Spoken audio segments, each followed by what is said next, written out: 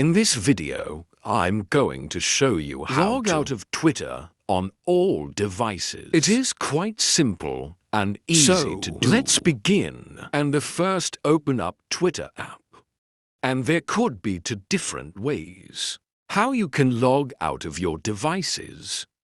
The first way is to log out just from current device. And the second way is to log out of all devices. And in that video, I'm gonna show you both of that way. So, if you want to log out just from current device, you can hit right here at profile icon. Then scroll down and the top on settings and support. Then settings and privacy.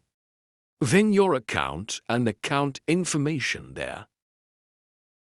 In order to log out from your current account, you can hit right here at log out link to log out from that account. If you want to log out for all of your devices at once, you can hit at your profile icon. Then go to settings and privacy again. Next hit on security and account access. Then apps and sessions, then hit on sessions.